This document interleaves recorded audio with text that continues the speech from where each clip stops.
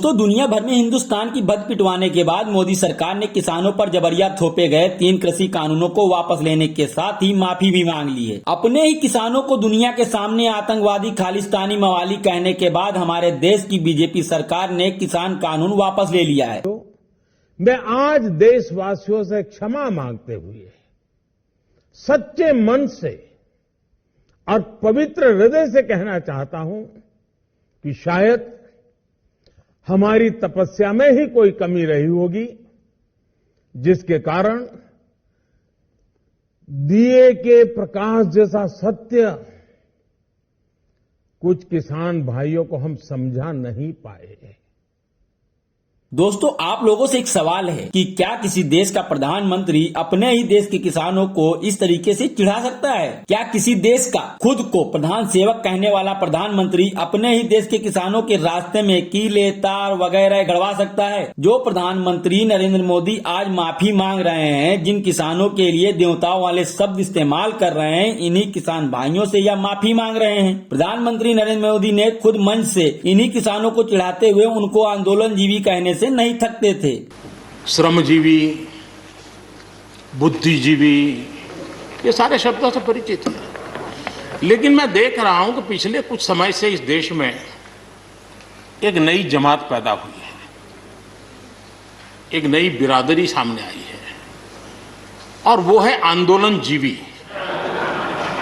दोस्तों, प्रधानमंत्री कभी किसानों को आंदोलनजीवी तब कहा करते थे जब इनको चुनावों का डर नहीं था, लेकिन जब से उपचुनाव में मोदी सरकार को करारी हार मिली है, तब से लेकर कभी मोदी सरकार पेट्रोलियम के दाम घटा रही है, तो कभी किसानों पर जबरिया थोपे गए कृषि कानूनों को वापस लेने की बात कर रही है। आपको याद होगा कि कभी प्रधान सेवक यही नरेंद्र मोदी किसानों को आंदोलनजीवी कहते थे। इनके नीचे की पूरी फौज मवाली कहती थी, आतंकी कहती थी, खालिस्तानी कहती थी। अब अचानक ज्ञान प्राप्त हुआ कि नहीं, ये लोग आंदोलनजीवी नहीं हैं, धरने पर बैठे लोग किसान ही हैं। आज मेरे दिव्य नेत्र खुल गए हैं, इसलिए हे किसानों, चुनाव सिर पर है, मैं अपने किसानों से माफी मांगता हूं, मुझे माफ कर दीजिए। मैं आज देशवासियों से क्षमा मांगते हुए सच्चे मन से और पवित्र हृदय से कहना चाहता हूं कि शायद हमारी तपस्या में ही कोई कमी रही होगी, जिसके कारण दिए के प्रकाश जैसा सत्य कुछ किसान भाइयों को हम समझा नहीं पाए। दोस्तों, मोदी सरकार को जितने दांव खेलने थे खेल लिए। कभी सरकार किसानों के प्रदर्शन में फूट डालनी चाहिए तो कभी किसानों पर लाठी तक चलवा दी। अगर मैं गलत नहीं कह रहा हूं तो आप लोगों ने भी देखा होगा कि यही मोदी सरकार ने चाहे लाल किला कांड हो या फिर टूल किट कांड हो, इनसे जो मन पड़ा साम दाम दंड भेद सब करके देख लिया, लेकिन किसान आंदोलन को नहीं खत्म कर पाए। ऐसे में जब चुनाव में बीजेपी को हराने के लिए किसानों ने कमर कसी, तब कहीं जाकर सरकार को याद आया कि अरे, अगर हमने किसानों से माफी नहीं मांगी तो ये किसान तो 2022 में होने वाले विधानसभा चुनाव में हमको यूपी से बाहर का रास्ता दिखा देंगे। जिसके बाद पीएम मोदी ने सोचा कि चलो किसानों से माफी मांग ली जाती है, क्योंकि मोदी जी को भी पता है कि दिल्ली का रास्ता उत्तर प्रदेश से होकर ही जाता है। अगर हमने किसानों से माफी मांगकर कृषि कानून को वापस नहीं लिया तो ये किसान 2022 में ही दिल्ली के रास्ते को बंद कर देंगे। जिसके बाद पीएम मोदी कैमरे के सामने आए और कहा कि मैं माफी मांगता हूं, मुझे माफ कर दो। जो नरेंद्र मोदी जी पिछले 1 साल से किसानों से फोन पर बात तक नहीं करते थे, वे मोदी जी बेचारे कैमरा चालू करवाकर देश के सामने खड़े होकर देश के किसानों से माफी मांगते हुए नजर आए।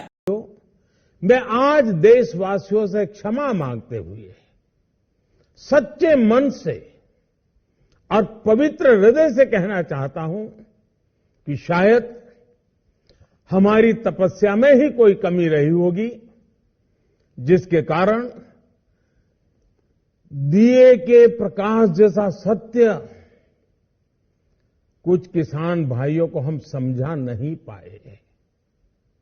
तो दुनिया के सबसे लंबे चले किसान आंदोलन ने मोदी सरकार को झुका दिया है। बीजेपी सरकार को झुकाने में जितना योगदान किसानों का है, उससे ज्यादा चुनावों का है। चुनावों के लिए मोदी सरकार कुछ भी करने को तैयार है। पश्चिम बंगाल में आप सभी ने देखा ही होगा, जो सरकार देश को कोरोना के मुंह में झोंक सकती है, उस सरकार के लिए किसानों से माफी मांगना कौन सी बहुत बड़ी बात है। यूपी, पंजाब, उत्तराखंड, गोवा जैसे राज्यों में चुनाव होने हैं। चुनावों के लिए मोदी सरकार कुछ भी करने को तैयार है। पश्चिम बंगाल में आप सभी ने देखा ही होगा, जो सरकार देश को कोरोना के मुंह में झोंक भोंक सकती है, उस सरकार के लिए किसानों से माफी मांगना कौन सी बहुत बड़ी बात है।